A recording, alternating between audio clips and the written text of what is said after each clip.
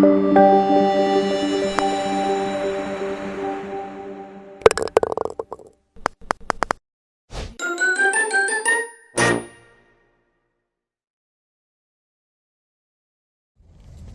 going on? Doc Blade, Forensic Golf. I want to talk about, there's some information out there, and I just think it's really incomplete information. And what I found out about golf instruction, most of the time, what I'm fixing is bad information and incomplete information when I work with my clients, right? And one of those is the grip. And there's some information out there that you actually have to hold your grip a certain way, which is really, really incomplete information, because the grip is based on actually how a player balances and how a player releases, right? So there's 3 points of grip that you can have a lot of success with, and we have empirical data, and the Hall of Fame is full of players that use these 3 grips, and it's more in your pressure points, right? So if you look at the pads of your finger, right? So you have the first pad, second pad, and then you have the middle joint right there, okay?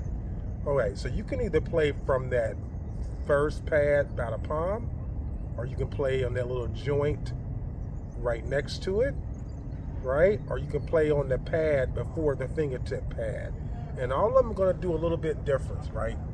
The further you get that club in the fingers, the more shaft lean you're going to have, and that usually matches up with a player that has a wider stance, a player that uses a lot of rotation, and a player that uses a lot of lateral motion, okay?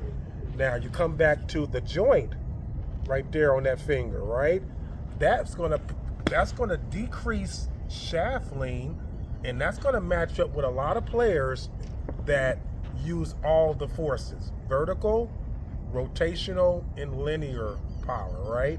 And then you can come back to the pad, all the way back to that pad right there, the one closest to the palm.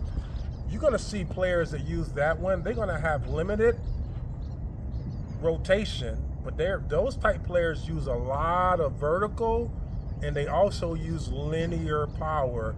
But also, that player has the least amount of shaft lean. And why does that matter? It makes a difference for where we release, right? The player that has the least amount of shaft lean is usually releasing immediately after impact or right past the target side foot. Player number 2, think about players like Adam Scott, right? Tiger Woods, Tommy Fleetwood. Where do they release at? They got a little bit more shaft lean, right? They got more shaft lean than a Phil Mickelson, and they release a little bit further out front. And then you think about the players that play the club deep in the fingers. Look at the shaft lean that they get, right? You think about players like a Rory McIlroy, a Dustin Johnson, a Jordan Spieth, and then their release is way out in front of them. There's a reason for that. Where we applying pressure makes a difference, right? So I'm gonna put a club in the fingers, and I'm just gonna hit some nice little shots. And this is a good way to do this. Good morning. Put the club in the fingers and hit some shots, and you're gonna start seeing that your release pattern is different, right? And then on the next one, hit about 5 or 6 shots like that. Then on the next one, put the club in your pad. Right there on that, we're gonna call it the middle core balance pad, and you're gonna notice the shaft lean decreases, right? And the strike is different. And then let's go all the way up to what we call like a Phil Mickelson, who has it right there next to the palm almost, and then the shaft lean decreases even more. Look at the shaft lean now, and then hit some shots like that, right? All 3 are different strikes. All 3 have a different release point, but they match up with your balance point.